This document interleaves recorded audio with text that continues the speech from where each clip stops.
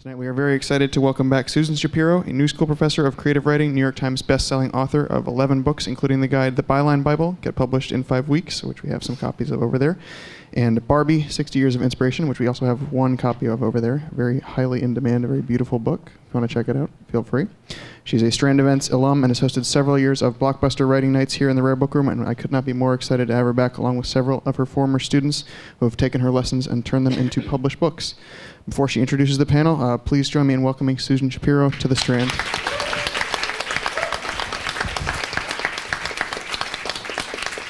Well, thank you so much to Peter and to Nancy Bass and Fred. And I always say to people, buy all your books here. We have to support independent bookstores. None of my students are allowed to buy books on Amazon. You can only buy books at independent bookstores where you can do book events, or else there won't be any place to buy book events. And by the way, they have not only great books, great tchotchkes. Look around the Rare Books if you need. I got the best present I ever got my husband was a first edition Great Gatsby, one of his favorite books. Yeah, so a little damage, so it wasn't as expensive. But anyway, so very excited tonight. We're gathered to celebrate Deborah Landau's beautiful 4th collection of poetry, Soft Target.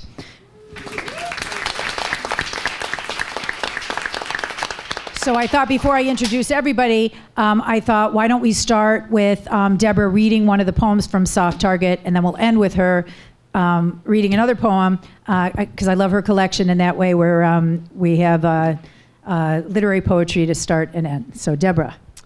Hi everyone, thanks for being here. So I'll read the first poem from the book, and I've always written about the vulnerabilities of the body, but in this book, the fear of annihilation goes beyond the self to an imperiled planet on which we're all soft targets, and there's so many threats, the threats of gun violence, of global terror, of climate change, the threats to our democracy, and so on. And I started writing this book when we were in Paris during the string of terror attacks that happened in 2015. When it comes to this fleshed neck, even a finger could do it. Even a sharp stick, a blunt blow, a fall. My jugular, there's a soft target, and night's a soft target.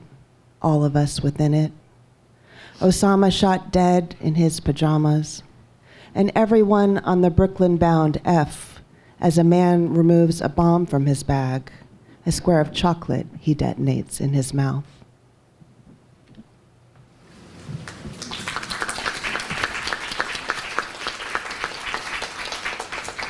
So a lot of my my former students here, so you know that what I love to do for these publishing panels is I love to bring the most brilliant people I know who have new books and interesting things to tell us about. So what I thought I would do is I'll introduce everybody, and then I'll ask questions, and then at the end we'll open it up and you guys can ask questions, and then everybody could sign their books. Okay, so Deborah, who I taught for at the New School, she's now runs the creative writing program at NYU. Soft Target is her 4th collection of poetry, just out from Copper Canyon Press, and her poems have appeared in the New Yorker, the New York Times, American Poetry Review, and the Best American Poetry. Next to her, Noah Ballard is an agent at Curtis Brown. He studied creative writing at the University of Nebraska-Lincoln and began his publishing career at Emma Sweeney Agency. He focuses on literary fiction, short story collections, and narrative nonfictions, including memoir, journalism, and pop culture. A New Jersey native, he now lives in Brooklyn. And next to him is Deborah Garrison, my fellow Michigan native, who I met when she worked at The New Yorker, where she was on the editorial staff for 15 years. She is now the poetry editor at Knopf, who also edits fiction and nonfiction for Pantheon. She is the author of 2 acclaimed poetry collections herself, A Working Girl Can't Win and A Second Child. And she lives with her husband and 3 kids in Mount Clair, New Jersey. And I didn't even realize we have a Michigan connection going on, where Deborah and Deborah knew each other when they were 3 from Ann Arbor, Michigan, where I went to school. So we have Michigan grapevine here. And next to Deborah is Aisha Pandey, who launched her boutique literary agency 14 years ago. And before she became an agent, she held editorial positions at HarperCollins and Crown Publishers and was a senior editor at Farrar Straus Giroux. Among her award-winning clients are Ibram Kendi, Danielle Evans, Lisa Coe, and Patricia Engel. She represents fiction, nonfiction, YA, and is particularly drawn to distinctive original voices. Next to me, Eli Reyes is the opinion editor for Newsday and AM New York, where he has published the first pieces of so many of my students that he'll never get rid of me. And he previously worked at the Washington Post, and he lives in the Bronx. And next to me, Peter Catapano was born in Brooklyn, and he's an opinion editor at the New York Times, where he's also published the debuts of many of my students, and he launched the award-winning popular online sections, The Stone Menagerie, Anxiety and Disabilities. He's the editor of The Stone Reader, Modern Ethics and 77 Arguments, and a new collection coming out this fall, About Us, which are pieces from their disabilities column.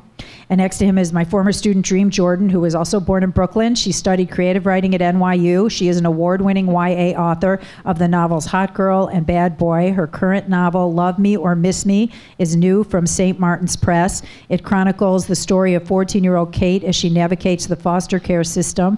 Jordan uses a light touch to delve into heavy topics and uses her books as a teaching tool for student workshops throughout the tri-state area.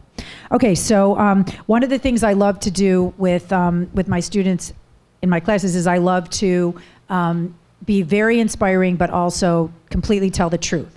So when it comes to bios, I've said this so many times that this is now my official bio, I think. After studying at NYU, after doing my MFA, I was a failed poet for 10 years. I couldn't make a living as a book reviewer, not funny enough to be a comedy writer. I published 3 memoirs in my 40s that didn't sell well. I then finally did 3 novels that didn't sell well. I co-authored 3 books that did okay, and now I almost make a living freelancing and teaching. Okay, so it's doable, but I actually had a student who wrote a book called One Person, Multiple Careers. So it's doable, but we want to be honest here.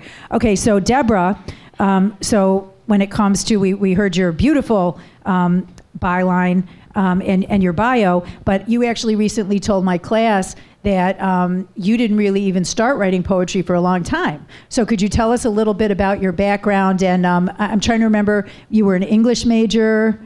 Tell us about your background. I've always been reading poetry, and I actually was secretly writing it, but I'm mostly reading it. I was an English major in college, and then I went to do my PhD in English, and always reading and always writing poetry sort of secretly, but not thinking I would ever be able to do it. And then I finished my PhD and thought I never want to do to poems again what you have to do to poems as an English professor, and I just wanted to write. So yeah, so I was teaching at the New School. I was teaching lit, and when you teach at the New School, you can take a class for free. So I started taking poetry workshops there, and that was the beginning.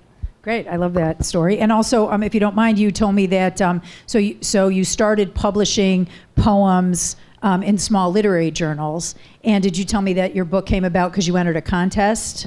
Yeah, so as is the case with most first books of poetry, there are these first book contests. So I did win one of those after submitting multiple times. And it was funny when I went to take, you would submit, I think it's still the same, but now maybe it's more electronic. I took my pile of manuscripts to the post office to mail them, and the one behind the counter said, "Oh, where do you find out about these poetry contests?" Like she had them. Everyone was submitting to these contests. So my first book I won the Anhinga Prize. And then since then, I've been with Copper Cannon, which is a great press for poetry. Great. Okay, Noah. So you studied creative writing at the University of Nebraska Lincoln. So how do you get from studying creative writing? So I'm guessing you were writing. How do you get from there to literary agent? So I wrote a manuscript as a senior, as an undergrad, and I worked with this writer named Janice Agee, who was my thesis advisor. And she thought it was great, and she sent it to her agent at the time, this woman, Emma Sweeney, who sold Water for Elephants, and some other bigger women's fiction and some great narrative nonfiction too. And we worked together for a little while. Of course, as sometimes happens, nothing happened with that first book, but she was introduced to my taste and my style and my work ethic. So then when I graduated and came back to the East Coast, I reached out and I was like, hey, can you point me in the right direction for finding a job? And she was like, well, it just so happens that my assistant just sold a 3-book deal of her own, so I'm looking for a new assistant. And I started there. And how long have you been there? So I was there for 3 years and then built my own list in addition to running the gauntlet for her clients, foreign rights, film rights, going to London, going to LA, doing her royalties, doing her basically everything. It was just the two of us while I was there. And then I was slowly building my own list. And then 5 years ago, come next week, Curtis Brown reached out and they were like, hey, do you want to just do this domestic agent thing? And I said, absolutely. And do you still have time to write? I feel like you either have that thing or you don't, where you need to sort of write to process how you're feeling about stuff, and I definitely have that. But I have seen how the sausage is made in terms of book publishing, so I don't have that ambition right now. Because but you're young. How old are you? I just turned 30. Yeah, because there's a lot of editors and agents who eventually wind up publishing. There's definitely a lot of them, yeah. and there's a lot of people that I think secretly harbor that ambition of if I get into publishing, that'll be my means to get published. And some people do that successfully, and some people grow up bitter because of that. And Deb, can you tell us about your background? And last time we did a panel, you mentioned that you had been an assistant for 15 years, and I got 20 emails of all my students fell in love with you for 15, saying that, because maybe that got a little bit exaggerated, but it really was a good. It was close to 10 years. Well, did you do? Were you an English major? I was an English major, and I came to New York and worked. I was working in what they used to call the typing pool at the New Yorker, because that was a time when the copy in the magazine. Young people don't understand this, that there was no electric. You had to actually type the stuff, because there wasn't, like a disc or well, they don't even know what a disc is. I don't know why I'm saying that. We called it. Anyway, it was never mind. Mrs. Walden. Mrs. Walden was the head of it, so we used to call it Walden's Pond. Yes, you were in Walden's Pond. Oh my gosh. Anyway, so I was literally typing copy at the New Yorker, and I gradually moved around to where I was an assistant in the fiction department, which was an amazing, remarkable job where, as a young person, even though I was typing letters and I was an assistant, one of the parts of the job was to do what they called opinions, which was simply reading a story and giving your opinion. And you would type it on a sheet and fold it over so that when you gave the story to the next person, they couldn't see the opinions. They would read the story and then open the sheet. And that was always this great thing, to read a story and then to anticipate what your colleague, what the different editors and assistants had opined about it. Anyway, and I just fell in love with the editorial process, and it really was like a love affair. Even though I also kind of wanted to write like you, I don't know, I wanted to become an editor, and I wanted to be part of that process forever and ever. And so I stayed there, and I stayed and stayed and stayed, and I think we did talk about this. All my friends had become doctors, lawyers, and professionals, and I was still this kind of assistant person. And then finally, one day, I did actually manage to become an editor in my own right, and I never regretted it. I just loved that apprenticeship. It's not like that now. I mean, now things move so quickly. There's so much more going on in all magazines and publishing houses. I think young people can go in and really do a lot more quickly than I did. It was another time. Well, I actually think it's smart to hear, because sometimes if you're at a place like the New Yorker or the New York Times, staying for longer pays off, right? It can. Yeah. I mean, I think, again, it's just so much more fluid now, and there's also so many more opportunities with the web writing that goes on. I mean, there's a whole magazine that's the magazine, but most people are reading it, on emails, or I don't know how people read it. They don't read a lot of people don't read the physical magazine, and there's a lot of other content that's electronic and so on. But I have a lot of students that after a year, they're like, I'm not getting promoted, forget this. Oh, no, yes. Right, so I would think say, it's a good... patience is a virtue. Good, Yeah. good. And then eventually I became a book editor, but I'm not, that's another saga. Okay, Aisha, tell us, what did you study? Were you an English major? No, I was not. I actually studied, I came to New York to study international affairs at Columbia, and I was going to go into development in third world countries and save the world, and then I got pregnant instead, so that kind of put a damper on things, and I decided, well, what do I really love? Well, I love to read books. It's the usual kind of mundane reason for why people go into publishing, but I feel now that I'm sort of, by being in publishing, I'm saving the world in a different way.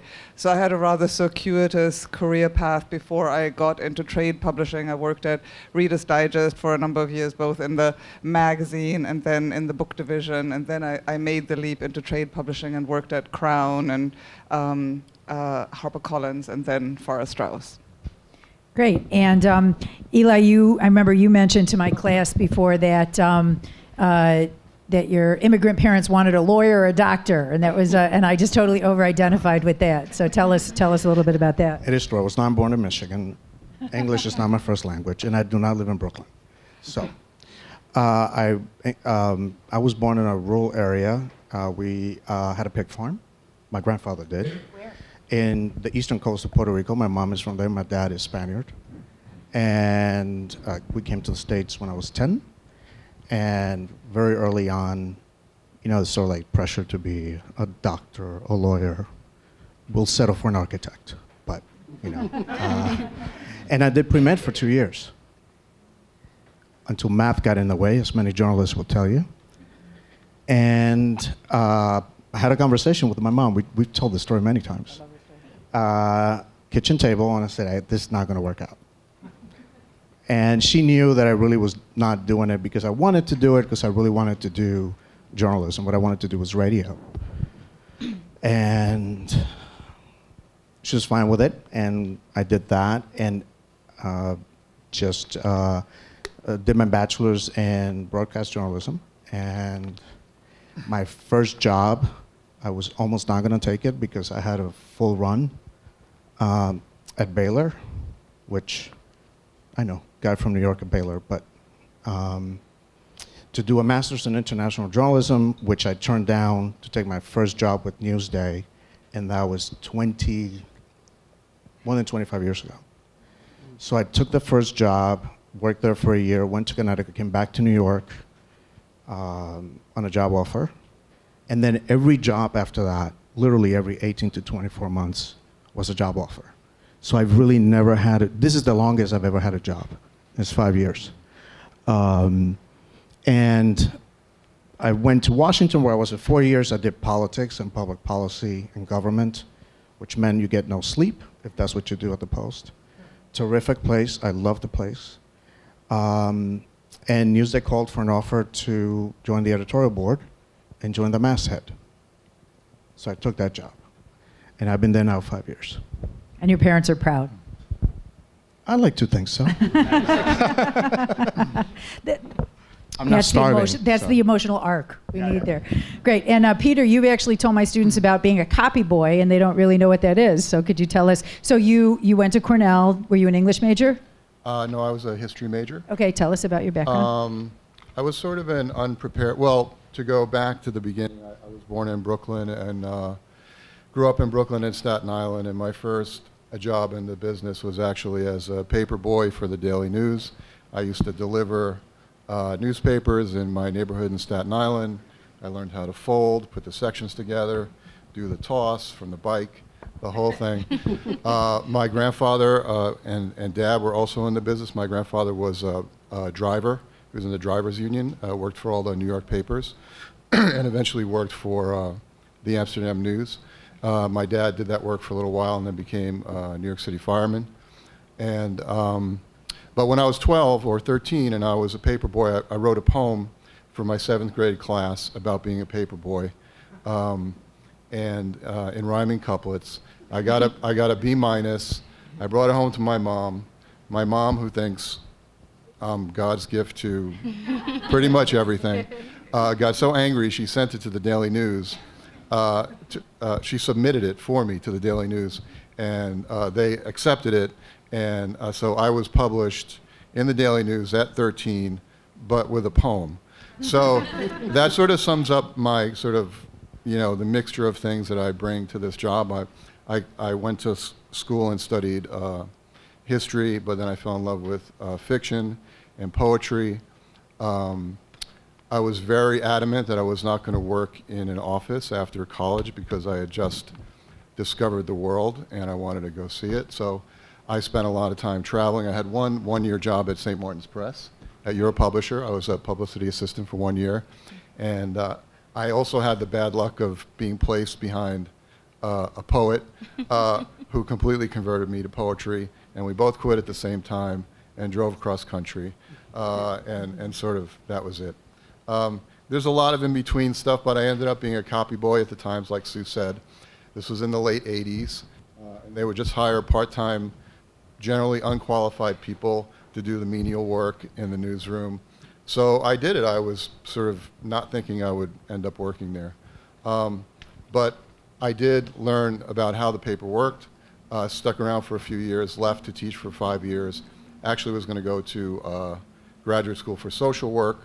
At this point I was 35. My parents had given up hope that I was ever going to make any money with the expensive college degree that they paid for. But I was offered at that time a job as a research assistant for the Times editorial board. And it suddenly hit me that I needed to settle down. I took the job. I learned a ton. It was like being in college again. And from that time forward, I just kind of kept finding new things, new ways to bolster my skills, engage my interests in music and the arts. And I've been very, very fortunate at the Times to be able to have a creative path as an editor. I don't do strictly news. I do a lot of philosophy, psychology, music. So I feel very fortunate. That's where I'm at, gotten to do the books. And yeah, I have more stories, but we have a lot of people, so. Cool, and I especially love the verticals, menagerie and anxiety and couch, a lot of them that Peter came up with, and he published many of my students for the first time. So their first clip was in the New York Times, and several led to books. Mm-hmm. So you did a mitzvah. We have a book connection, yeah. Yes, we have a great book connection. Okay, Dream Jordan, tell us about your background. Okay, so I was a straight A student. Growing up, I knew I wanted to be an author, but then peer pressure took a hold of me and I started acting up. Got left back several times in high school. I was really concerned about, name brand clothing and impressing my peers instead of really taking, care of the academic side. And my mom, who's in the audience, was very patient with me, and she, stuck by me. So I finally graduated, went to NYU, and that was where I discovered that I had a voice for writing for young people. My best friend in college said that I should be a young adult author. I listened, and Hot Girl is my first book, Bad Boy is my second book, Love Me or Miss Me is a compilation. So I love to say this is a miracle book because it's a compilation.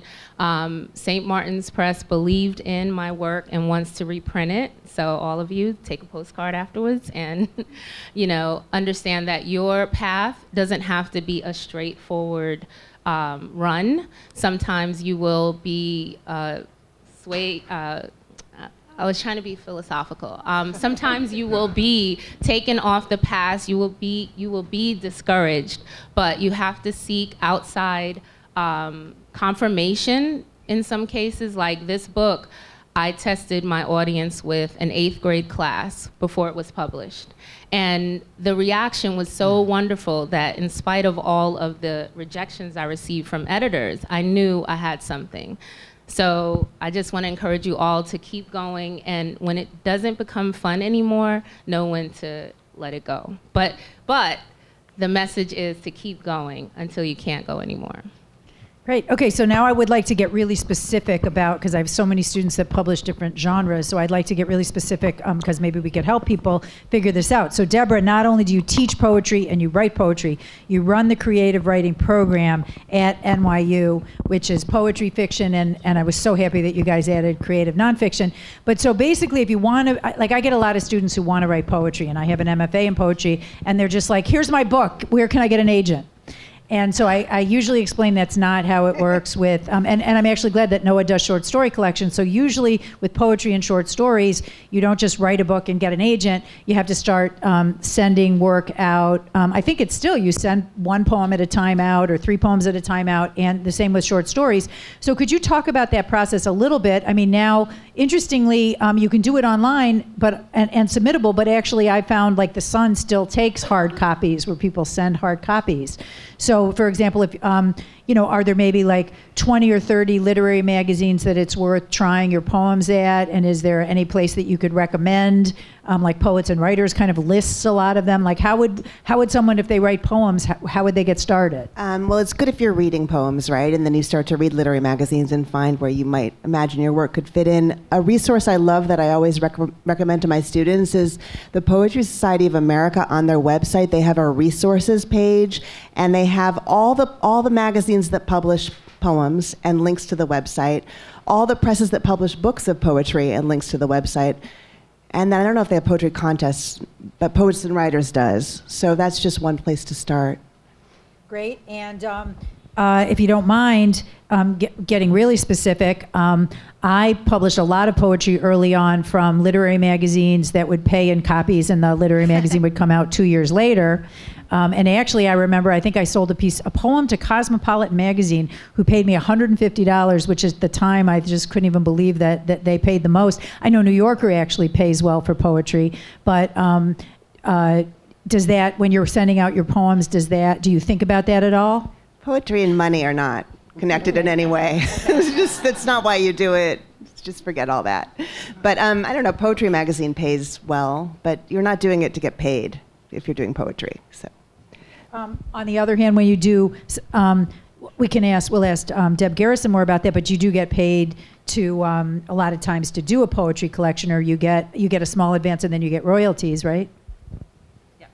And I would say just before that, you know, if you publish books of poetry, you can get teaching jobs, you can make money that way. I get paid a lot to give readings these days, so there's ways that you can make a living at it, but not, you know, by publishing poems in magazines. But as you said, but to start out, you don't sort of write a whole book of poetry and look for an agent. One at a time, you start trying to publish poems, and as you said, there's a lot of contests. Right. So I think it's good to publish poems in magazines, establish a readership of some kind, and then, yeah, often for first books, you need to win a contest. Although some of the presses take first books, I think Grey Wolf does, Copper Cannon does. Well, you rarely would look at a first book, although you look at them. Yeah. So there are some presses you can submit to directly. Great. Now, Noah, I'm so glad to read that you do literary fiction, short story collections, narrative nonfiction, memoir, journalism, pop culture. So let's talk a little bit about if somebody, if somebody wants to write a novel, I'm under the impression that you just have to write the whole book. Unless you're James Franco and someone's going to throw money at you, you pretty much have to write the whole manuscript first. Yeah, no, I wouldn't compare yourself to James Franco for any Right, reason. I'm just saying that once in a while someone will say, "Oh, I heard of somebody that, was offered a deal based on 10 or 20 pages," but that usually doesn't happen too often. It usually doesn't happen. Right, now what about, I've always been curious with short story collections. So obviously publishing a few short stories is helpful. How many short stories in a collection would somebody need to do before they would come to an agent and say, would you be interested in trying to sell my book? I mean, I think about it like building a resume. Like, you wouldn't apply for some job you're not qualified for without going through the necessary training to get there. And I think part of that is submitting your stuff to magazines and websites and stuff like that. And that's where an agent can sort of come to you. For a collection, I've signed people who, had about half of it So that's like six short stories? Yeah, like 6 or 7 short stories. I mean, it's really about just creating a name for that person and then ultimately figuring out, okay, you've had X and Y stories published in a magazine or online or in a journal, but then, like, what is this stuff that a reader is going to come to and pay $27 to buy at the store? So then most of the time, most of the short story collections I've sold were then linked to either a draft of a novel or at least the idea and a sample. So that would be a way you would sell a novel, sort of just by the idea of it, is that you're attaching it to a collection that already has like some pretty reputable publications. And just because every literary agent's different and you guys want to go on an agent's website and see exactly what kind of material they take and how you submit, what's your particular preference? So for example, if someone has written a novel, you never want to just go online and start sending your novel around. I know it's really easy to do that on a computer, but don't do that. A lot of agents say, just send me a letter in the first 10 pages, for example. If somebody wanted to approach you and say, you were so brilliant at Sue Shapiro's panel, I have a novel, how do you like people to approach you? I mean, I think that's great by referencing something I've done or something I said or some conference where we met or like here would be great. And making that sort of personal connection. I mean, a lot of the queries that I see are just like, "Dear sir or madam, here is fiction novel, please represent me." And like that doesn't do much for, I mean, I get 1,000 of these a month and I'm not, near the top tier of agents, so I can't imagine how much they're getting. So you have to sort of distinguish yourself in some way. And I think that's by being personal, following their instructions. I asked just for like a simple query letter in 10 pages, just so I can get a taste of your writing on the page. But yeah, follow those instructions. I mean, ostensibly, you've spent a lot of time working on your book, so why not spend another 15, 20 minutes Googling whoever you're submitting it to and figure out, okay, they want, no attachment. They do want an attachment. They want a physical query. They want online only. Like, just figuring those simple things out. That's how we sort of get through all these queries, is by, getting rid of the ones that just don't simply follow directions. And also, a lot of agents will say, people are sending me science fiction or poetry, which I don't handle. Right. So you want to be really careful to make sure. I get a lot of children's books and YA too, and I do have a couple of YA clients, but that's not really what I'm looking for. So I can tell if someone sends me a picture book, they haven't even Googled me. They just found my email somewhere. Interesting. Okay, Deb, so as a poetry editor, usually you say with Penguin Random House editors that you have to go through a literary agent before you go to the editor. But what's the story with poetry? Because a lot of poets don't have agents. How does that work? I mean, as Deborah was saying, poetry is kind of very different in terms of the way it makes its way into the world, even than short stories and not the nonfiction that I do. I mean, most nonfiction or fiction, just by the nature of the business, will have an agent attached to it when it comes to me. It's occasionally not, but usually yes. And it's sort of expected, like that you will have an agent in those genres. The thing about poetry is, really your resume and your calling card is your journal publications and magazines where you've published, and people see each other's work in these venues. And when somebody sends me a query letter for poetry, it's really about maybe who they studied with, if they've been to a program, or even as an undergrad, who they studied with, or if not that, I've been published in these and these places, and would you look at my collection or poems or whatever. And there's no way I would expect an agent. Most poets aren't represented by agents. So it's kind of a cool thing in a way. I mean, as Deborah says, there's not really money. You're not going to make a living as a poet. Someone told me that an average, like a good advance for a poetry book, is $1,000. I mean, is that fair to say? Yes. Okay. I mean, because really, it's kind of symbolic. That's not money that you're gonna, you have a few dinners in New York once you pay taxes on that. I mean, you're not making a living with that. But it is. Listen, but you do get royalties. And here's one thing I'll say: I've now been in a publishing house for 20 years, and I've seen kind of what happens over time. Begun to see what happens over time. Weirdly enough, poetry is something that, though you get your 1,000 or a couple thousand for your collection, and you sell a few books, but the thing is, that book is going to stay in print. In 20 years, that book will still be in print, and people will still be buying soft targets. And the other thing that happens is your work, if you build an audience, some of the stuff begins to enter the culture in terms of, like, anthologies, and certain poems kind of are iconic in a certain moment, and they get repeatedly anthologized. And I once cracked up when I realized that some of our poets who barely made any money on the original collection, the money that comes in for permissions over and over for certain poets in their poems, which they continue. So it's not like you can count on, like, feeding your family with it, but over time and the long history of, like, Knopf over 100 years, Wallace Stevens and Frank O'Hara and Sharon Olds and Langston Hughes, and I mean, I can throw some names at you, and that those people are still actually. Oh yeah, and I remember when I studied with Galway Canal, he got a phone call one day, and it was a $300,000 grant from the MacArthur Foundation. So well, there's always that. Right. But anyway, I'm just saying that poetry. Poets, I feel like it doesn't like happens. Bring in big money for the person or for the house at the time, but it stays alive forever and ever, and it's a permanent art that has legs. It just does. And we have an extensive backlist of stuff. Whereas, a great nonfiction book, which is, well, listen, the best ones do become literature and they stay around forever. But a lot of them are great books that you read of a moment, and then maybe 5 years from now, it won't be in print anymore. Now, in Pantheon, you do fiction and nonfiction? Yes, and I do I sort of roam around between imprints. I sometimes do stuff at Schocken, which is books of Jewish interest. Oh. And I do some of my fiction, I do some fiction and nonfiction at Knopf, just depending on, they're all like a family of imprints. So. And yeah. if you don't mind, So most of the nonfiction and novels you're getting, I would guess that those are coming in through literary agents. Yes. Is that true? Yes. And do you agree that if somebody hasn't published a novel before that, usually they would have to write the whole book before they would start going to agents and editors? Well, the agents, I mean, as you were saying, you might look at 10 pages and say you're interested, but as far as submitting to us, the publisher, in this, alas, crazy market, there's no way that we would, at this point, we really aren't going to buy a novel based on a few chapters. I mean, it could be wonderful, but you kind of need to see what the whole experience is and whether you like it as an entire book. No, I think that's really important because a lot of my students are like, okay, I'm almost done with my novel. Can I get some names of agents? And I'm like, wait a second. Can't be almost finished. Not only do you have to be finished, I think you have to be finished and revise it 25 times before you even go to agent. So I think that's interesting and good advice. Yeah. And Aisha, if somebody is interested in somebody from your agency handling their novel or their nonfiction, is every agent different about the way that you would approach them? Like if someone wants to work with you, do you state, send me a cover letter and tell me about your project and I need the full proposal, or do you like 10 pages?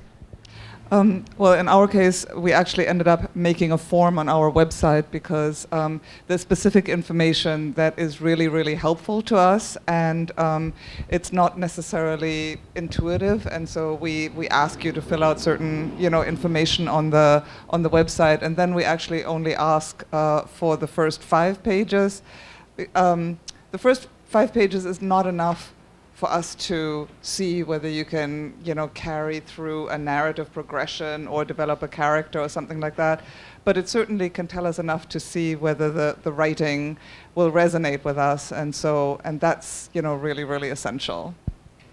And as someone who's done a bunch of nonfiction proposals, if I remember correctly, a nonfiction proposal, and I've seen 10 pages sell, and I've seen 120-page proposals, so there's no set rule necessarily on how long a proposal has to be. You need a title. The subtitle is for nonfiction. Title, subtitle, overview, sample pages, chapter breakdown, your bio, market analysis, which is what books are similar in the market, and this is my platform. This is how I will be able to publicize the book.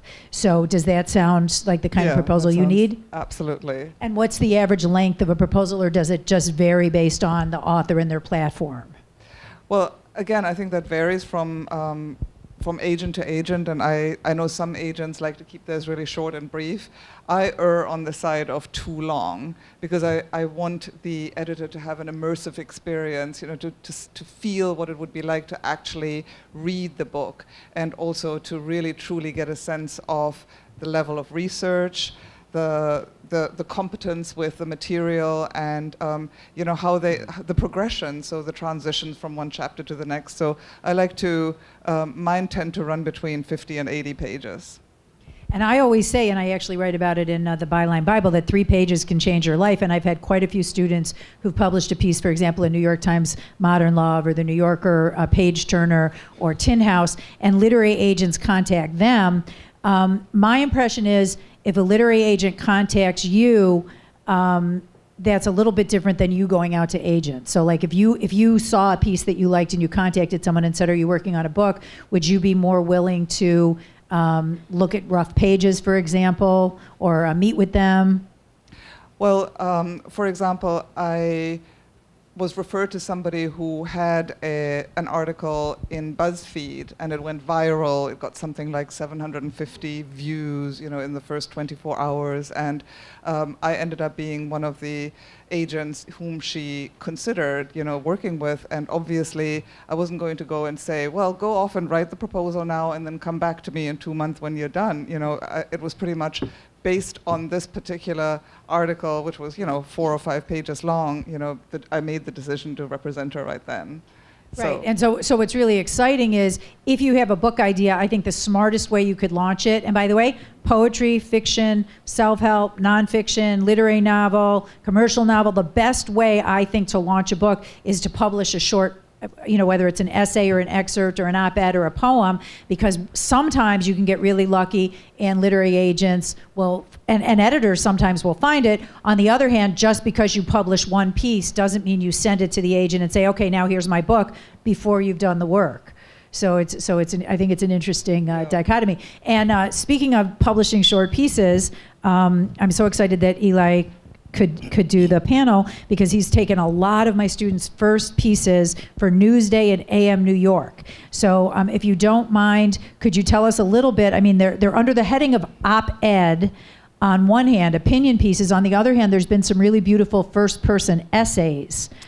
So just for an example, Barbara had a beautiful piece about Mother's Day, about how her son never sends her a Mother's Day card, and it used to get on her nerves. But then when she really thought about, they had a difficult time together, and when she really thought about it, he was a fantastic son. And she ends this piece saying how she's going to send him a thank you card for making me a mother, which was just this great piece that just ran. But so you've taken a lot of first-person pieces. So what exactly are you looking for at AM New York or Newsday?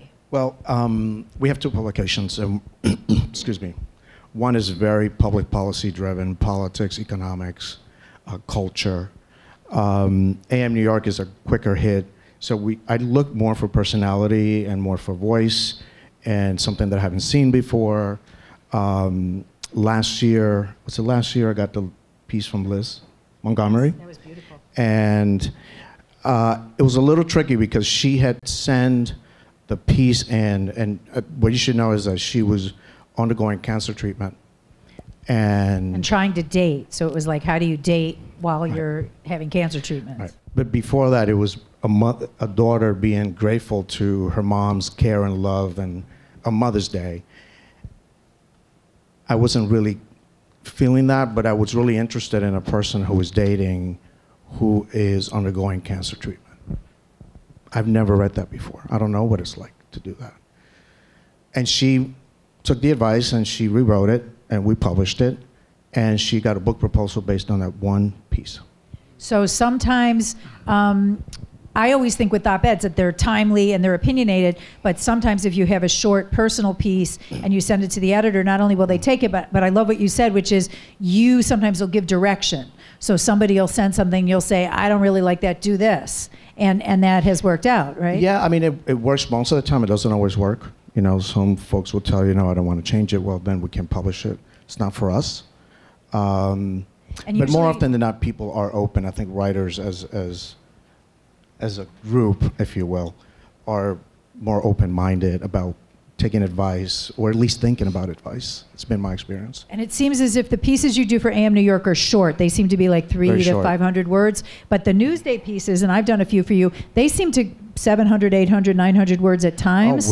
I've done double trucks, meaning 2 pages to about 1,800 words. But in general, I would say probably out of all the pieces you've taken from my students, they probably average around 700 words about 700, for Newsday. Yeah. Mm-hmm. And so somebody would do a piece. It does seem like a timely lead helps, because I did a Kavanaugh piece for you right when that was happening. Right. So you do it, a timely piece, opinionated, short, first person.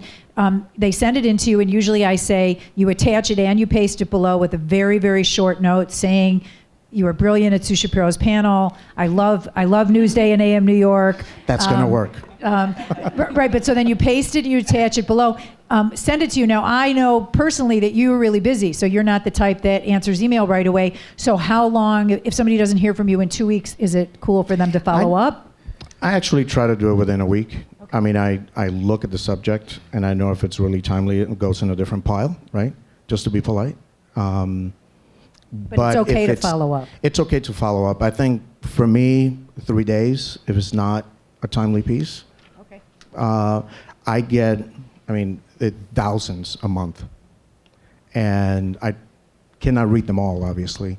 But usually what works for me is subject line that's very clear about what this is, and maybe 3 or 4 lines. I don't need 22 paragraphs explaining what the attachment is.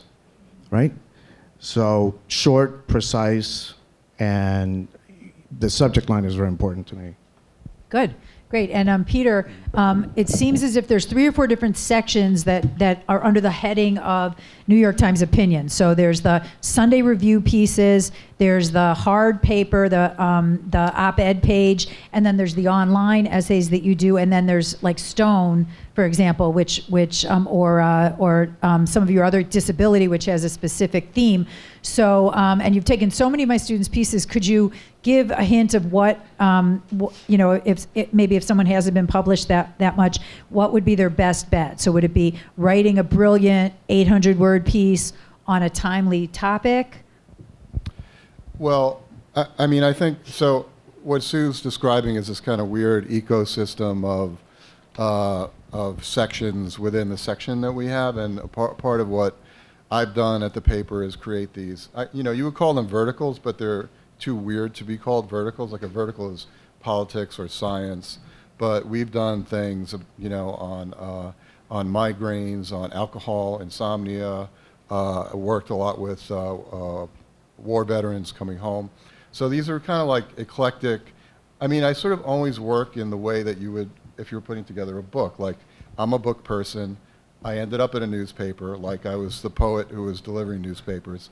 And that was sort of the space I always wanted to create. So, like, I think a lot like Eli, you know, who obviously has tastes in both areas, we're always having to negotiate the news cycle and that sort of relevance, but also always thinking about the long term. I'm always thinking, like, will somebody want to read this in 2 years so that you can put it in a book? So that's a weird, and that sort of decision-making process changes every week, depending. There are some weeks the news is so overwhelming that nobody wants to read about your mother, as good as you are. But in general, you know, I'm looking for, I think writers the same way that book editors are looking for writers, and that's somebody who can write compellingly or has a great sense of humor or is doing something with language that I'm not seeing when I read the newspaper. Like, a lot of what I'm doing is I'm trying to fill a gap that I felt when I was reading newspapers, and that's like, I want to read the Times, but I also want to be moved. I want to get some kind of permanent knowledge from the experience. So really good essay writers are my favorite thing. I was trained on short stories and poems and essays growing up, and that's what I love. And no matter how technological the presentation gets, I still feel like that narrative has to be there. Yeah, and you actually kind of discovered Sarah Gerard. So I remember you were doing the anxiety, and she sent you. Well, you discovered her, but I published her. No, you published her. So she wrote he had an anxiety column, and she wrote this really intense piece about jumping off a train, sort of feeling suicidal, and it led to 2 books. So was it just you just started reading, and it was just like a literary connection? You just felt compelled. Yeah, I mean, it's a weird shorthand to say something is literary. I don't really know, like, what that means. There's like a richness to the writing. Like, you could tell that she read great writers. Like, I think there I am. You know, there's a sense that you can get from a writer that, like, everybody's coming from somewhere. You know, if you're coming from reading newspapers, you're going to write like a newspaper reporter. If you come from reading literature and you had some talent and you've done the work, that's going to be in the, you know, in the DNA of the work. And like, I think if you've been reading this kind of stuff for 30 years, you just have a sensibility that you know, that stuff attracts you.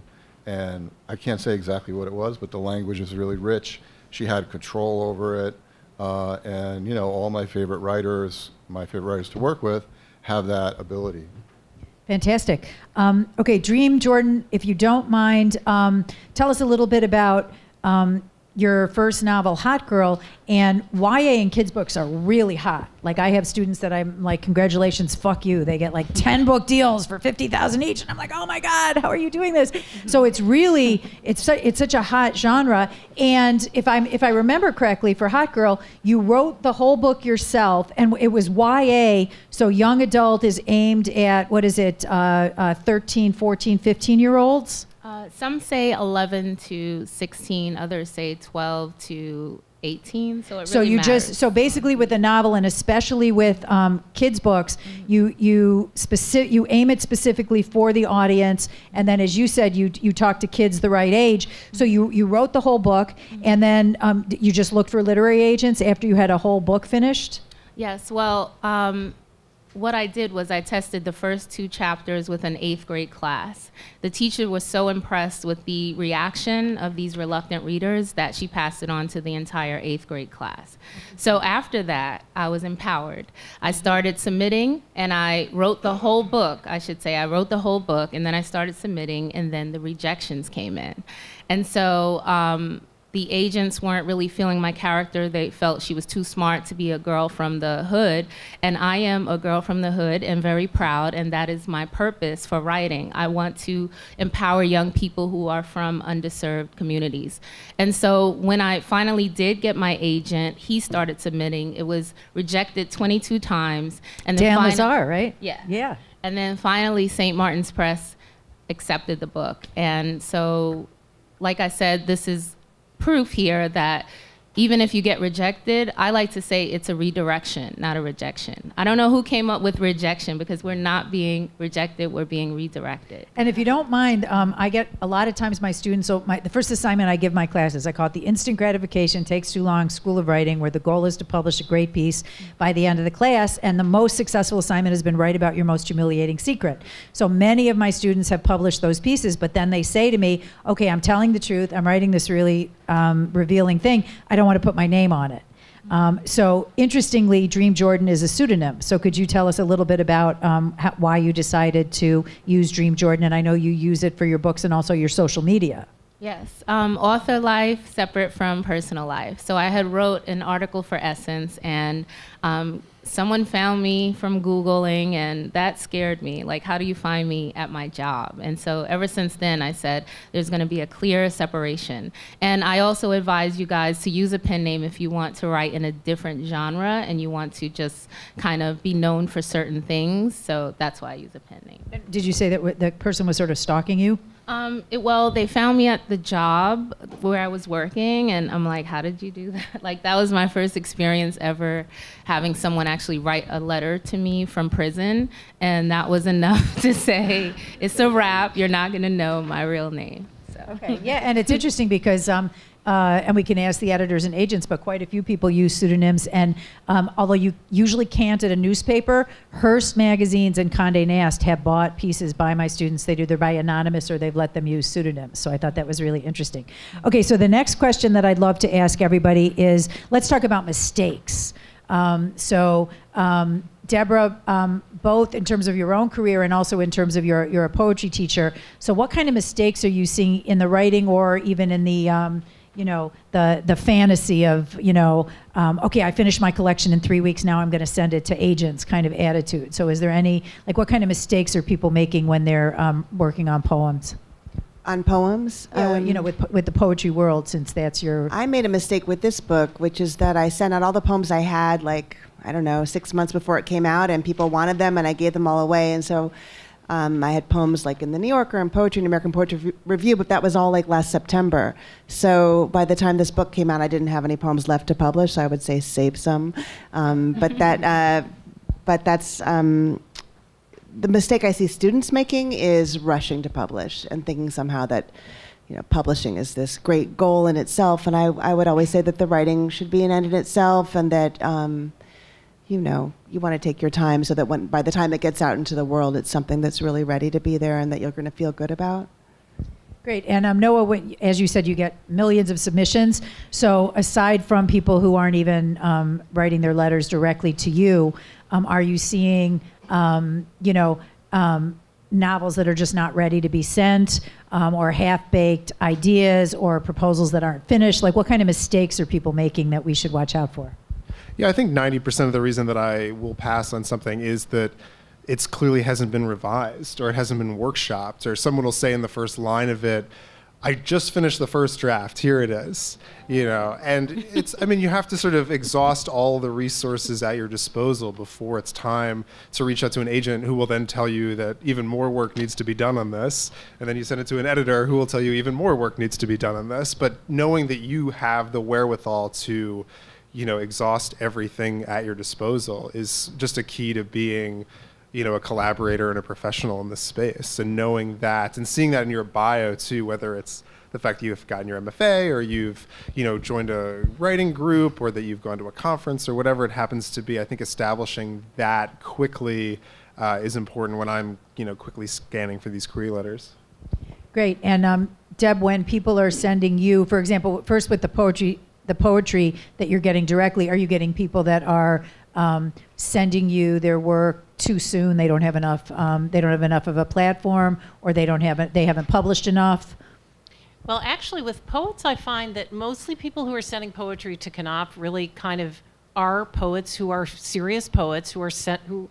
I don't get that many like roses are red, violets are blue. I think I really don't. I mean, I think most people who send work to me are serious poets, and you know, I have so little room to maneuver because I have a list, and you know, but I will say, just like in terms of general, both in terms of sending queries to agents, sending work to a journal, or even agents and writers who send work to me, it's kind of what you were saying about know who you're sending it to, because even agents who are professionals will send me something and it is like so far outside of any genre I've ever done. They'll send me a thriller, and it's like, have you ever Googled me even for 3 minutes? Like, there's no way that that's just not my, and there's nothing I do that has anything to do with that. So when you're sending to an agent to like look at their list, look at who they're publishing, when you're sending to a journal, if you read that journal and you don't really like any of the pieces or poems in it, or you don't see anything that kind of reminds you of your approach, that's probably not the right place, you know. So kind of know who your audience is, even in terms of submitting to make that professional connection. Great. And Aisha, do you see people that are coming to you with material that isn't appropriate for you or your agency, or is it the projects are half-baked? I definitely see that a lot. I would say that's probably the primary mistake that people make, and it's unfortunate because once you've sent something out to an agent, it's very hard for them to get them to reconsider something. You know, even if you say, oh, can I send you a revision? You know, we remember it, and you know, it's sort of, you know, in our mind we've passed on it, and now we're moving on. But I feel, you know, even more than that, it's not just sending something out before it's ready, but also underestimating the craft. You know, I just feel like, you know, there's time that goes into becoming a writer, and so even if you've written the book and you've revised it, you know, to the best of your ability, and you feel that you're all the way ready, it might still not be a good book. It just because, you know, it just takes a really long time to become a good writer. And, you know, so even making that leap from writing an article to then writing a book, you know, there's like a different skill set involved. You know, how do you maintain that narrative through 300 pages versus 800 words? I mean, that's just something, you know, it takes a lot of time to learn that. Yeah, my first novel from start to publication was 13 years, so instead of a book launch, we gave it a book mitzvah. I love that. And actually, I was always jealous because my brother said bar mitzvahs and I didn't. We're in our temple. So I told my mother I wanted the tray of candy that has your name. And so she actually, from Michigan, came and brought me, and instead of my name, it had the book's name on it. So that was it, but took a lot of years. Okay, so what kind of mistakes are you seeing that when people are sending you work, either for AM New York or Newsday, are you seeing people sending you 5,000 word pieces, or are you seeing work that isn't timely, or something that you've already run before? Like what are the biggest reasons you say no? It's a combination of all that, really. Okay. It's a combination of all that. Folks who haven't bothered to read what we've published, so they send something that we have something very similar already on the site, or someone whose dissertation it's attached to an email, you know. I mean, very long, or just material that is not for publications. And if you read them, or if you just go on the site or whatever, you would know what kind of stuff we would publish. Oh, right? and you actually have one pet peeve that you tell my students about that's really smart. Tell them about the lawyer that submitted a piece to you, if you don't mind. That's true. Yeah. It's this a few years ago. Lawyer, law firm here in New York City, white shoe law firm, very respected. Sent in a piece, and I started reading it, and I started liking it. And then it dawned on me that I liked it because I had read something very similar in the Journal, the Wall Street Journal. It was about the East End of Long Island. And I went and I pulled the piece, and the first 8-10 paragraphs were word for word. Wow. Not even like change the verb or change an adjective or make the sentence shorter. So a lawyer plagiarized a piece and submitted it. Well, his name was on it. I would assume that he wrote it, but could have been an assistant. It could have been someone else. Didn't you say since then that if somebody sends something to you, you always Google them, you do a little search? Well, the one thing I do tell folks is I do a bit of a background check. It's all the old journalism thing, right? It's someone sending a piece in favor of, which we got, reforming parole in New York State, which we're doing. I have to know who that person is. So don't plagiarize. Or that person can be, a 3-time killer who's out on parole. So I wouldn't publish that, not knowing, right? Maybe there is value in this person writing something, but we need to know who this person is. Yeah, so they can then extract what would work. Never lie to your editors, agents, or shrinks. Okay, Yes. Peter, what kind of mistakes are people making when they're sending work to you? Do you get, interestingly, I always say to my students, keep it, like under 1,000 words or under 1,500 words for the Times. And one of my students was like, look at this 7,000 word piece, but it was the Facebook guy. So I'm like, yeah, so that didn't count. But so do you get stuff that's usually too long or just doesn't fit your, what you guys are doing? Most of the stuff, there's not a length problem. That message is drilled into writers to write short a lot, so most of the pieces I get are short. I get clusters of pieces, and you know this, trying to take advantage of holidays or news events, and while we want things to be timely, there's a lot of other people are having those ideas, right? When it pops up on the calendar, everybody knows. So it's no surprise that I'm getting Father's Day pieces on, as Father's Day. So there could be good pieces there, but that kind of mentality doesn't really interest me. I want to be like completely surprised. So, but obviously that's an opportunity to get published. I don't want to push back a little on the idea that somebody submitting or somebody who's learning how to write would immediately know whether they were good enough to be published or not. I don't think that's their job. I think their job is to learn the etiquette of the system and to try to understand who's on the other end. So my job when I started, I would spend lots of time replying to people. I would nurture writers, and since we got, the volume has gone like quadrupled or more since we started, I no longer can give that kind of attention.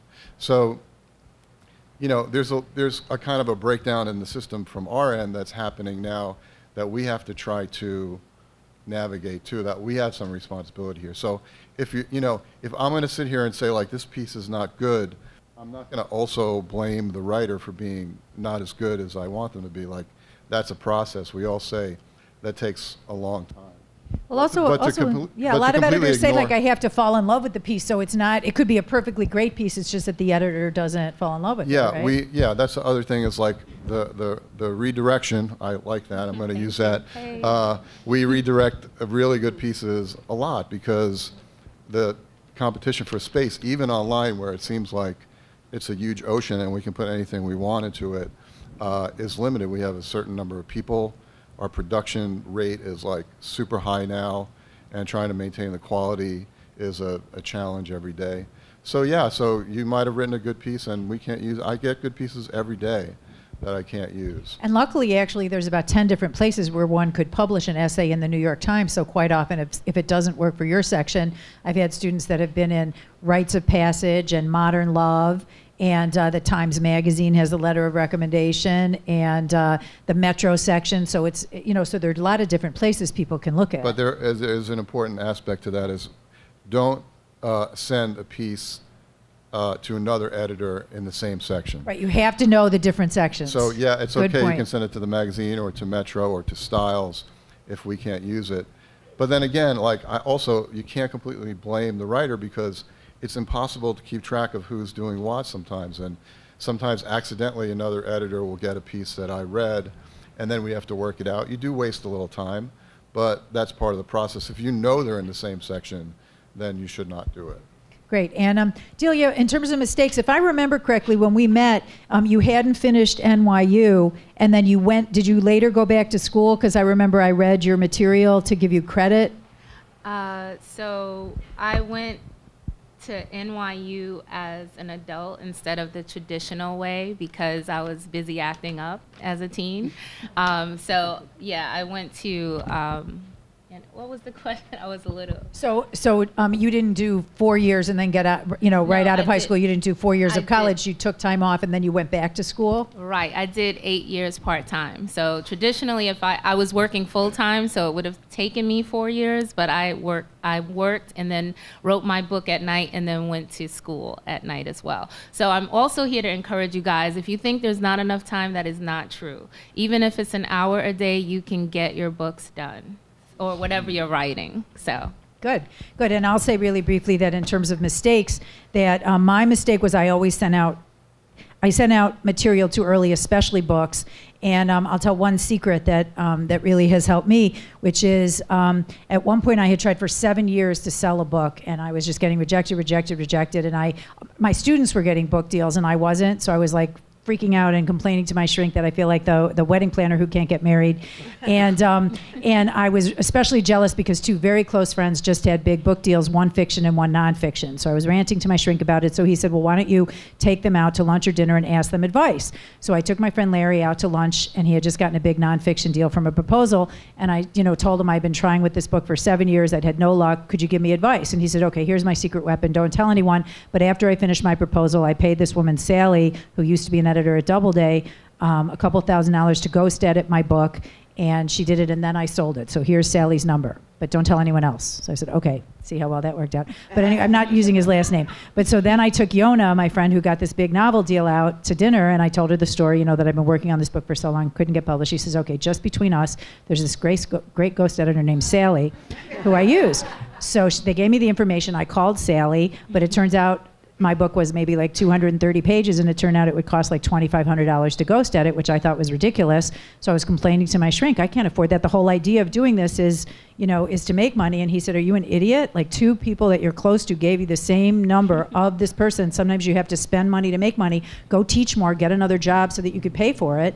So I did, and that was, so I spent $2,500. She line edited everything and changed stuff around, whatever, and that was my first book deal from Random House for $50,000 advance, and I sold 7 foreign rights, TV film rights, and was on the Today Show for it, and I'm on book 13. So I swear by, you need a system. So I swear by writing, and you have to get really good criticism. So if there's any way you could be in a program, for example, like Deborah's program, if you could do an MFA, that's perfect. If you could do classes, if you have a tough writing group, like you need a system. And if you can't afford that, you could actually you could hire a ghost editor, and there's ghost editors that specialize in former New York Times editor that does essays, YA,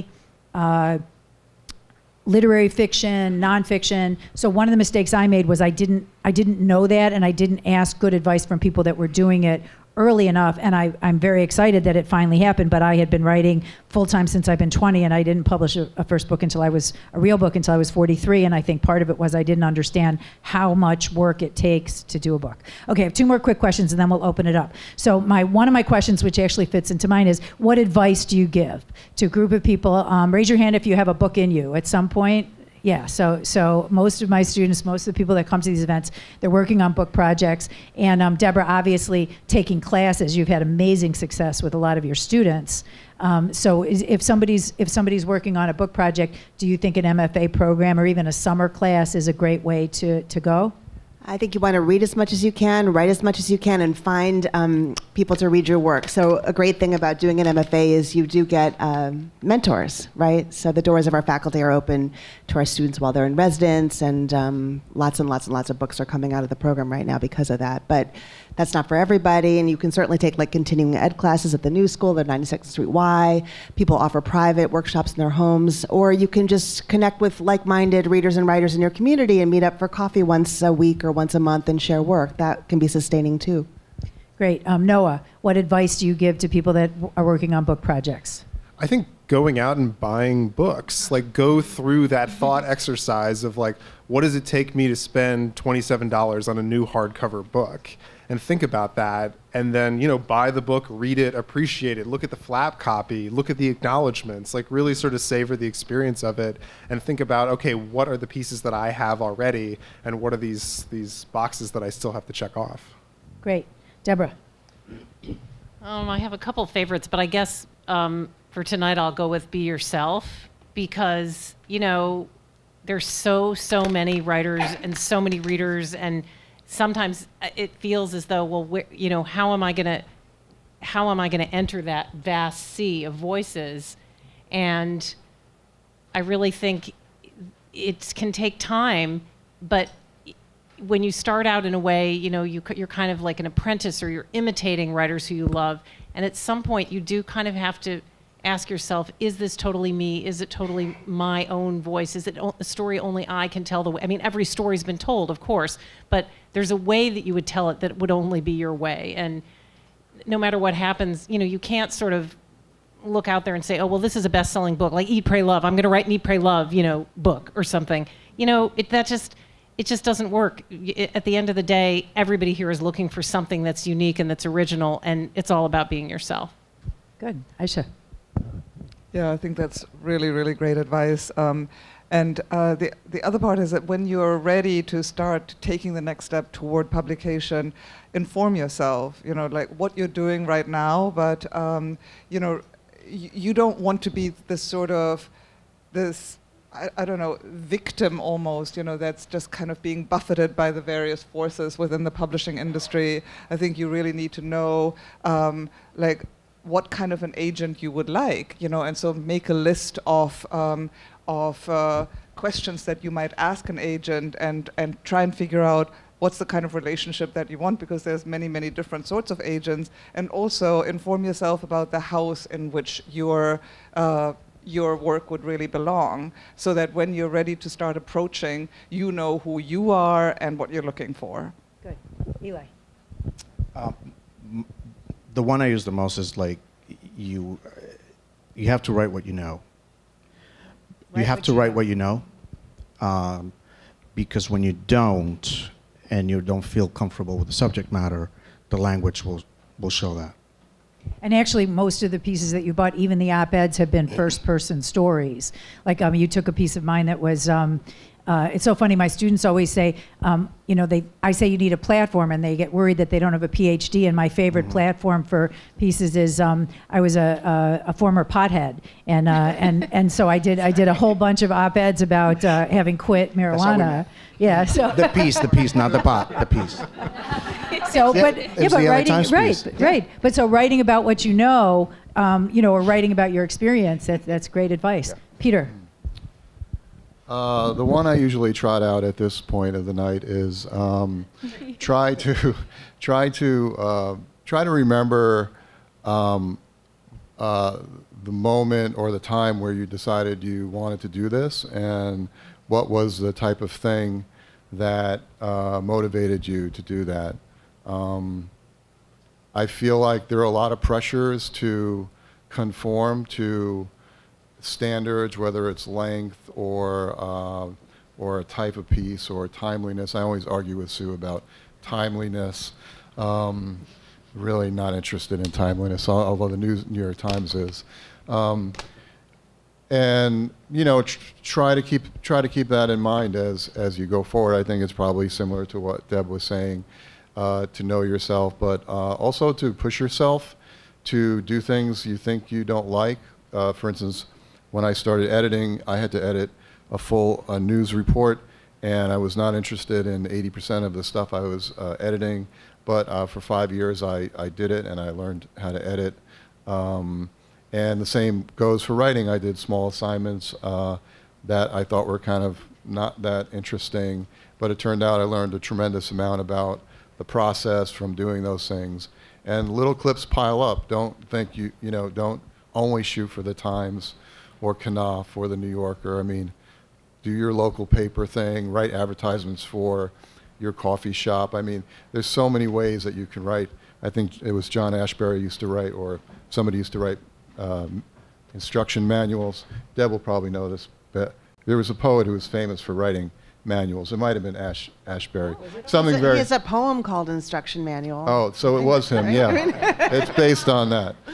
So my point is just that writing is a muscle that you can exercise lots of different ways. It doesn't always have to result in fame and fortune. Dream, any advice? Yes, so I always love to tell writers that writing is revision. So it's not going to come out perfect the first time. Do not sweat it, just keep going. Secondly, be open to constructive criticism and enjoy the entire process. If you're not enjoying it, you have to question whether you want to keep going. And then finally, the most important thing is there's no such thing as rejection. You have to remember that. It's only redirection. I said it Great, here first. and we'll go back this way. Last question will be what's hot and what's going on right now. And so your book just came out, Love Me or Miss Me. We have it for sale here. And I know you've been doing events, St. Martin's. No, you're the only reason I've been doing events. Oh, so Sue is a good. powerhouse. If you have not taken her classes, you need to. I'm not a commercial. I am proof. Because if it wasn't for her, I wouldn't have been really doing any events. I'm not a public. So I just have to tell you thank you publicly. You've been amazing. But so your new exciting thing that you have going on is sorry. You got a gorgeous new book out there. Gorgeous book. So take a postcard, even if you don't buy the book. I have thousands of postcards. At least take the postcard. Awesome. And I'm really grateful for this opportunity. Great. And Peter, you have Modern Ethics and 77 Arguments is out, and I know that your new book is coming out in September. Yes, I'm the co-editor. Well, I founded the Disability series at the Times, which is essays written by people living with disability. Live Right is publishing that collection in September. It's going to be a nice production. We put a lot of work into the book. We think it's going to reach a lot of people who experience this kind of challenge and lifestyle. And yeah, so September, I hope you hear about it. Fantastic. Eli, what's new? What's going on at Newsday? New York. We just launched a new vertical. Oh, what is it? It's truly a vertical. It's all for millennials. One of the things, Newsday is very suburban driven, and for a few years now they've been going through something called a brain drain, which is the younger folks are leaving for many reasons. Jobs and housing stock that won't change, right? No one wants more apartments, blah, blah, blah. And so we decided that to do that is very data-driven by us, by the editorial board, but also in an effort to create a community online where young people can meet and exchange ideas how best to change their conditions if they wanted to stay in a suburban community. Cool. Aisha, any hot books coming out now? Oh, and you mentioned that your agency's starting a speaking bureau. Yeah, so we just launched our Speakers Bureau, Pandey Lecture Management. But I wanted to talk about my client, Ibram Kendi. He was the youngest ever author to win the National Book Award, nonfiction, in 2016. And for his book, Stamped from the Beginning, History of Racist Ideas in America. And his new book is called How to Be an Anti-Racist, which kind of speaks for itself, but it's also his own personal journey toward anti-racism, because he was very courageous in exploring his own biases. And it's terrific. Great. And Deb, any new exciting books coming out that we should know about? Well, it's funny. Of course, we're always so far ahead in publishing that I can't. It's like I don't know what's coming out now, but I just today did audio presentations today for our sales force on my list, which is next spring. So it's, you know, distant, but I'll just highlight one novel which I love by Quan Berry, who it's just a wonderful writer, and she's written a book that takes place in 1989, and it's a story about a girls' field hockey team, and they live in Danvers, Massachusetts, which is where the was part of the original Salem village where the Salem witch trials happened. And the girls discover they're a losing team, and they've been a losing team their whole time in high school, and now it's their senior year, and they sort of do some research, and they discover witchcraft, and they go and have a ferocious winning season, and it's funny, and it's all about girl power, and it's also actually a book with like deep message, again, about being yourself. So great. That's by Quan Berry, called We Ride Upon Sticks. No, do you have anything hot happening right now? Next weekend for BookCon, 2 of my clients are going to be doing conversations on Saturday. My client Tochi Onyebuchi is going to be talking about his 3rd book, War Girls, which is a YA book out from Razorbill. That should be great. And then my client Josh Gondelman, who's a writer for Jesus and Marrow, is debuting his essay collection in the fall, and he'll be talking with some other comedians on Sunday at the Javits Center.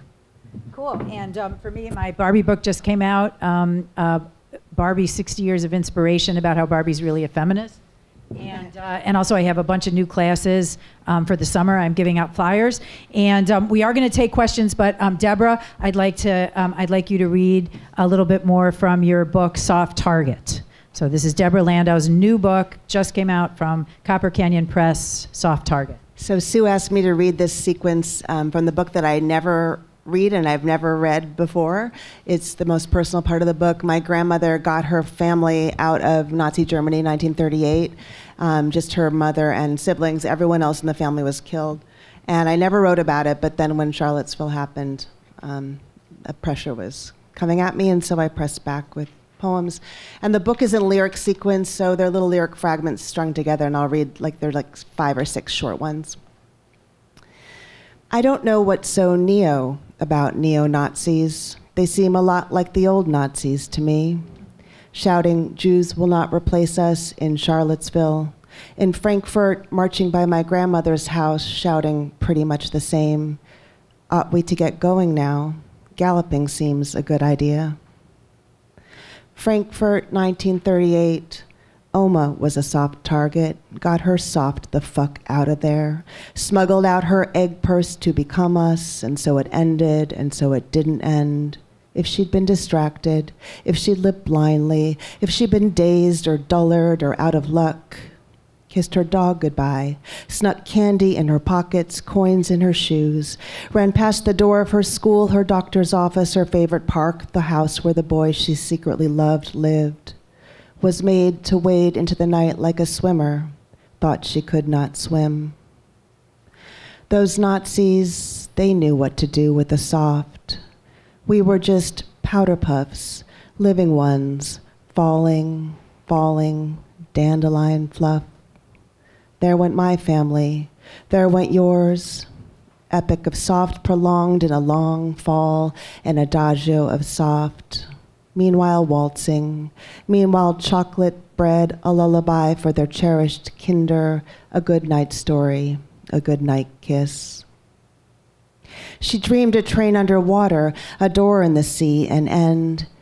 Even in a clean kitchen, even in a smart dress with friends and teachers, a brother on the soccer team, the bright star she shared with all Germans, the sun. She wasn't in a good position, not that night, not any night. And when would she get to New York, St. Louis, Detroit? The swiftest bike to bike a frantic Frankfurt, her wits, the manifold papers, certified, stamped, correct. Not me, not mine, not now, she thought, and bore away her family with a winter wind, a vivid mind, with my mother stitched inside her, snug and soundly now, carried off through the oceanic effluvium, soft across the sea. She sewed a wedding dress, and it too was silk, and it too was soft, silk soft. Will we ever run out of days? A new country, refuge, a nuptial bed. Advance past the past now, imperishable. Despite history, fragility, fear, she went for it and birthed a soft target. Her mini soft dropped one spring, and she too was soft, too soft. The new body plumping with blood. And now we know from soft, pulse, you know it, and history knows. Over and over it sicks itself upon the soft. Eat, drink, breathe, and kiss your favorite face. Do what you want, and now. Soon laid deep beneath the flimsy weeds will be, and how the last day is the purest theft.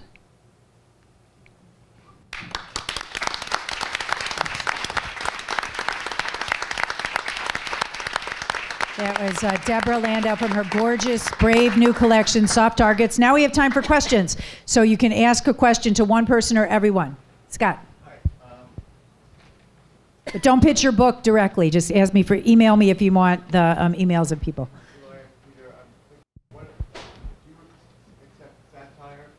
Good question. Peter, we were just talking about they used to do loose ends. Yeah, we still humor do. Column. Yeah, it's, you know, as funny as the New York Times can be. That's what we do in Loose Ends. No, we had George Kalogerakis was the editor of Loose Ends for a long time. He's a great humor editor and writer. He's since left, but we still have the column. So if you submit something that you think is funny and short and will entertain people, submit it as a Loose Ends piece, and that will be a signal. Great. Eli, do you guys do humor? Yeah. Do humor? We do. We don't do a lot of it, but if we think it works for our audience, we will. We have. Good. Yes. Yeah. Hi.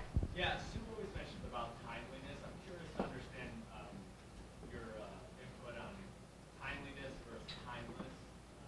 By the way, you have to read the intro that he wrote to my book, because it's about how we always fight about this, and he always says, you don't have to be timely, and then there'll be a choice between two pieces, and he'll wind up running the timely one. But anyway, tell us, how do you negotiate that for a newspaper? Yeah, well, I mean, so we joke about it. Obviously, you know, people read based on what's in the air. It's a real thing. I don't mean to minimize the idea. It's just that when something happens and you're writing off that event, there's going to be a lot of other people writing off that event. So if you're going to write timely, you want to be thinking about what your, not necessarily your qualifications, but you know, why do I want to read you on this as opposed to, you know, a policy expert or someone who's lived through the experience.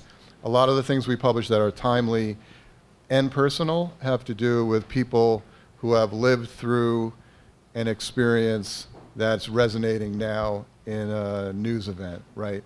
So there are ways to interpret it, and the more creative you are, an individual you are in doing it, I think the more attention you'll get from editors. And here's an example, like Jessie from our class, she happened to do a Facebook post about how she was in a movie with the Ukrainian president. So I was like, oh my God, that's an op-ed piece. So she wrote that in the LA Times, bought it like the next day. So sometimes if you have a weird experience that's that topical, that's a really good time to jump on it. And actually I saw Amy Klein here. She once wrote a great piece that was, it was something about how the rabbi undid her love curse. And I remember Modern Love usually takes months and months and months to get back to you, but she put like Hanukkah, December 12th on the subject heading, and Dan Jones always says that was the fastest piece he ever bought. Amy, are you here? Oh, I just saw her, but it was like, oh, there you are. How long did it take from when you sent it until when he said yes? Like a day, and usually it takes 6 months because it was Hanukkah, December 12th. So can't hurt when in your subject heading to mention if there's something specific like that. Good, yes?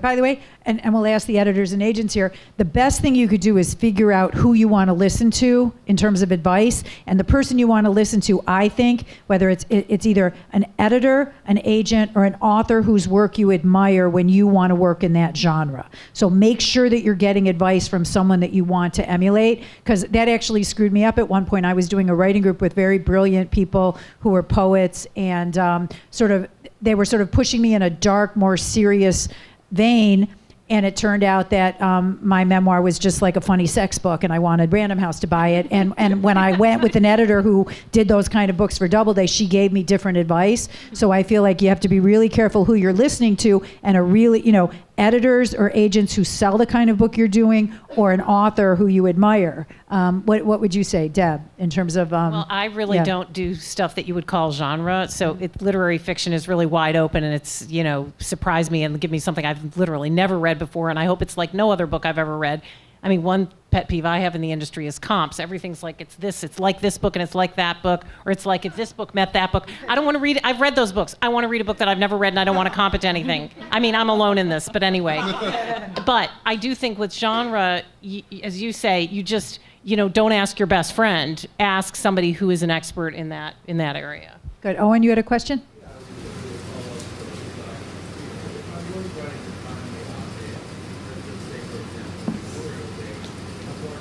How far in advance would you need a Memorial Day piece? 3-4 weeks. I don't really commit to a piece until I cannot wait any longer. Always waiting to see if there's something else. Is it too late right now for Memorial Day? Someone said Oh yeah, yeah. We're done. Yes. Okay, Peter. Yeah, too late. But some things, like there's some holidays, like we always used to debate, is a holiday a news peg? I don't know what the answer to that is. But Veterans Day, so we're actually doing a Sunday Review piece on Veterans Day, and we put a lot of kind of months of thought into that beforehand. So in that case, it was a really long timeline. But Owen, email me, because just for an example, I've seen the Daily News and the LA Times take a piece and run it the next day. So there are publications that will jump in and take something if it's timely. You just, you have to know which editor. Doreen, who, by the way, wrote a hilarious Facebook post about A2 Pound a Bag, and I remember saying, this has to be a piece, and I just saw it in the Root, so that was fantastic. It was about her mother was singing along at the Broadway show, and a white nerd told her to not sing along, and you told him off. I love that piece. Anyway, yes. So I have a question about the New York Times. So if you said don't send something within the same section, but let's say you send something to the main general mailbox, and they have an op-ed, and you feel like it might be better for disability, like how, and also do you, when you say like don't send me, like if someone rejects you, like do you actually tell people no, or you just don't respond? Well, first of all, Doreen, email me, because if you took my class, you're not allowed to ever send anything to op-ed at. You always have to get the right editor's name, and I know all the editors who work in that section and work in different sections. So, and by the way, I'll give out cards. You can email me and ask me, for who works with who and what. But do you always get back to someone that says no, number one, and number two, do people really read the slush pile? Well, it's not my job to read the slush pile, so I don't know if that person is doing their job. No, people do read it, and but the volume. Let's be realistic. We have the volume is it's unbelievable. There's no way that everything gets read all the way through, but it is a valid way to submit a piece. Sue does not agree with that. No, I think if you can get the name, because then you could follow up. You should also, like with, the Times is a weird beast too. I don't speak for the Times. I just try to tell people the way I do my job, which is like in a really desperate fashion.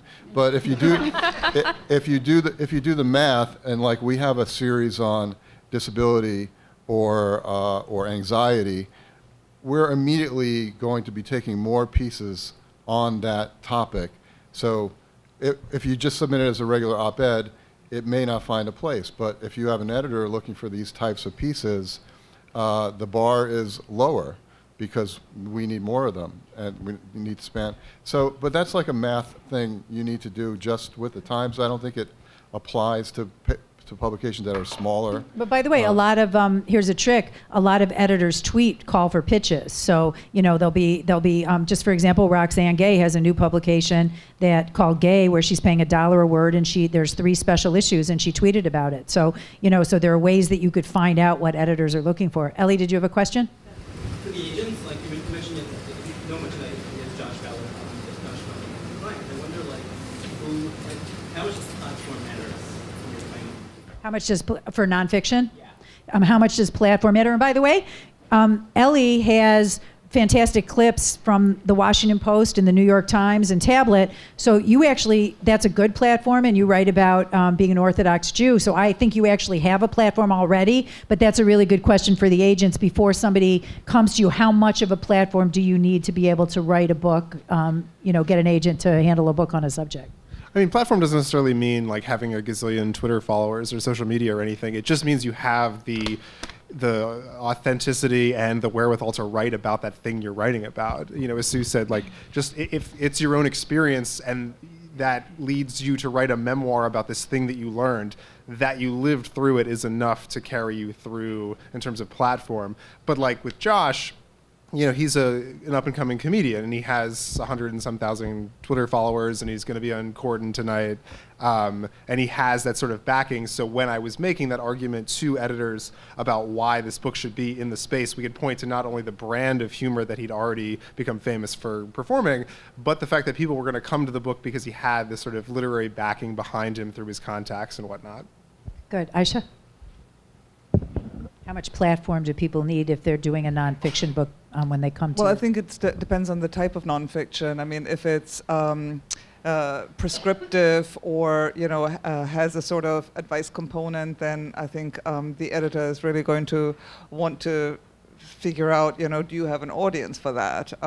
If you're writing a memoir, I agree with Noah that it's really about how authentic and distinctive is your voice and the story that you're telling. Great. Final question? Yes. Hi, my name is Elizabeth Hyman. I'm going to build off that question about nonfiction and platform. I have a journalism background. I'm a trained historian, so I write narrative history, not memoir. That's what What's your question? So my question is, is that platform that's accessible to you, is that the background you were looking at narrative history sections? It's very specific, but I'm thinking that. Yeah, I mean, I think you would have to get some publications to back up the idea that you are the expert on this specific thing, and then come at it from an angle that we haven't seen before. But yeah, people are going to have to look to you if you're writing about the history of the Titanic. Well, you need to be known as a historian of the Titanic who has been on a documentary, has written extensively about it, has that backing from the academic and intellectual community that this is something that people will go to because they see you as a leading person on that thing. Deb, do you have, if you're going to buy nonfiction, do you have anything specific about platform? Like if somebody has a lot of journalism clips on a subject, is that enough? That's not so applicable to me. I do more, my example would be more like somebody who wants to write a literary biography of somebody. Okay. If you're going to write about John Cheever or whoever it is, or Sylvia Plath, why am I going to trust you? I'm working on a Plath biography now. This amazing woman who's an academic, who's a wonderful writer, but she does have that academic credential that she's researched heavily into the background around Plath and written other stuff around that subject. So it's similar for probably every genre. You have to kind of be one of the people who's in that field with a name. Aisha, do you have anything to add? Okay, so we're going to please buy books. We're going to hang out, and we're going to, you can come meet us, and we'll sign the books. And I just want to thank everybody. First, I want to thank the Strand bookstore and Peter for helping us. And buy books, buy tchotchkes, keep this fantastic place in existence. Dream Jordan, thank you, and she has a beautiful new book from St. Martin's Press, Love Me or Miss Me. Peter Catapano, we're selling his Modern Ethics. Next to me, Eli Reyes, who's the editor for Newsday and AM New York. Thanks to Aisha Pandey, who's a literary agent. Deborah Garrison, who is an editor at Knopf, and we have copies of A Working Girl Can't Win in a Second Child, her books. Noah Ballard, literary agent at Curtis Brown, and especially we want to say mazel tov to Deborah Landau for her gorgeous, beautiful, important new book, Soft Target. Okay, we're going to hang out and sign books, so come say hello. And I have flyers, and if anybody wants to, Dream also has cards. You could come say hi. Thank you guys so much for coming.